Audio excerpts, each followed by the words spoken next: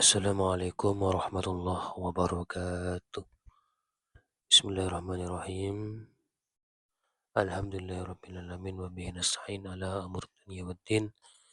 Wassalatu wassalamu ala asyrafil mursalin sayyidina Muhammadin wa ala alihi wa sahbihi ajmain amma ba'du. Lanjutkan pembelajaran kita pada pagi hari ini dengan tema Sahuruhu sallallahu alaihi wasallam, yaitu cara Nabi bersaur. Kita awali dengan hadis yang diriwayatkan dari Anas bin Malik dari Zaid bin Sabit qala, berkata siapa Zaid bin Sabit, tasahharna ma'an Nabi sallallahu alaihi wasallam thumma qama ila salati. Tasahharna, kami sahur, ma'an Nabi, bersama dengan Nabi. Artinya mereka berdua sahur bareng Nabi. Tsumma qoma, kemudian berdiri siapa Nabi, ila sholati, untuk sholat. Artinya kemudian Nabi berdiri untuk melaksanakan sholat subuh. Qultu kam, aku bertanya, kam berapa? Yang bertanya di sini Anas bertanya kepada Zaid bin Sabit. Berapa lama antara azan subuh dan sahur? Qala, lalu kemudian Zaid bin Sabit menjawab, qadru khamsina ayatan. Seukuran orang membaca 50 ayat dengan cara yang biasa, dengan cara bacaan normal, tidak terlalu cepat dan juga tidak terlalu lambat. Rawahul Bukhari, diriwayatkan oleh Al-Bukhari. Dari hadis ini kita mengetahui betapa para sahabat-sahabat Nabi selalu ingin bersama dengan Nabi, ya, agar supaya mereka dapat mengambil ilmu dari Nabi dan mereka mengetahui apa yang dikatakan Nabi serta yang dilakukan oleh Nabi, sehingga mereka nantinya mengikuti apa yang dikatakan dan yang dilakukan oleh Nabi sebagaimana di dalam hadis yang barusan dibaca. Dari hadis yang dibaca ini kita bisa mengambil beberapa pembelajaran, antara lain yang pertama, hendaklah kita bersahur ketika besoknya kita akan berpuasa. Artinya jangan sampai kemudian ketika kita ingin berpuasa, kita tidak sahur. Karena sahur ini merupakan sunnah Nabi. Liannaha sunnatu Rasulillahi sallallahu alaihi wasallam. Selain karena sahur itu sunnah Nabi, dengan sahur pula lah ini yang menjadi pembeda antara puasanya orang non-muslim dengan orang muslim. Ya, wa li'annahu faslu ma baina siyamil muslimin wa siyamil yahudi wan nasara. Karena ada hadis yang diriwayatkan dari Amr bin As, anna Rasulullah sallallahu alaihi wasallam qala, faslu ma baina siyamina wa siyami ahlil kitabi aklatus sahar. Bahwa pembeda, artinya yang menjadi pembeda antara puasanya kami kaum muslimin dan orang ahli kitab adalah makan sahur. Yang kedua, dalam sahur tidak hanya agar supaya orang yang berpuasa itu menjadi kuat seharian menjalankan puasa, melainkan lebih dari itu karena di dalam sahur terdapat keberkahan. Di dalam sahur itu terdapat keberkahan. Lianna fihi barokah, karena di dalam sahur itu terdapat keberkahan. Karena didasarkan kepada hadis tasahharu fa inna fis sahuri barokatan. Sahurlah kalian karena di dalam sahur itu terdapat keberkahan. Jadi jangan sampai kemudian keberkahan itu berlalu begitu saja. Ya.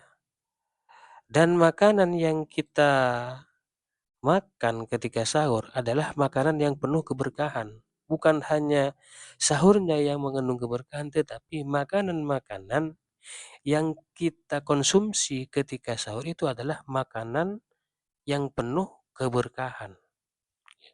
makanan yang penuh keberkahan. Oleh karenanya jangan sampai orang yang akan berpuasa meninggalkan makan sahur. Serta apakah jenis makanan yang paling utama untuk dikonsumsi ketika makan sahur? Dikatakan bahwa yang paling utama untuk dikonsumsi ketika sahur itu adalah tamr, kurma. Ya, kurma. Jadi kalau ada kurma, ya sahur dengan menggunakan kurma. Ya kalau tidak ada ya sahur dengan seadanya. Tapi yang lebih utama untuk dikonsumsi ketika sahur itu adalah kurma. Kemudian kapan sahur itu dilakukan? Ya, kapan sahur itu dilakukan? Kalau dalam hadis tadi disebutkan ya tasaharna ma'an nabi tsumma qama ilas shalah. Katanya, kami sahur bersama Nabi, kemudian Nabi qama ila sholati, berdiri untuk melakukan sholat, artinya sholat subuh. Artinya antara sahurnya Nabi dengan sholat subuh itu sangat dekat sekali. Sehingga oleh Zaid bin Sabit dikatakan seukuran bacaan 50 ayat. Ya. Nah, dalam hal ini sahur itu kapan dilakukan? Ya. Hendaknya sahur itu dilakukan fi akhiril lail, pada akhir malam. Bihaitsu yakunu baina wa baina adil fajri qadru qiraati khamsin ayatan. Akhir lail, akhir malam itu ukurannya kapan? Ukurannya apa? Berapa? Itu bainahu antara sahur wa baina adil fajri dan adzan salat subuh itu seukuran membaca 50 ayat. Jadi sahur itu dilakukan sudah mendekati subuh ya. Sudah mendekati subuh. Dan makanan-makanan yang dikonsumsi ketika sahur, kalau tadi disebutkan yang paling utama adalah mengkonsumsi kurma. Dan makanan yang dimakan ketika sahur tidak mesti harus istimewa, mewah. Jadi makanan yang dikonsumsi ketika sahur itu ya yang ada ya, yang ada, yang apa yang kita mampu ya untuk kita konsumsi.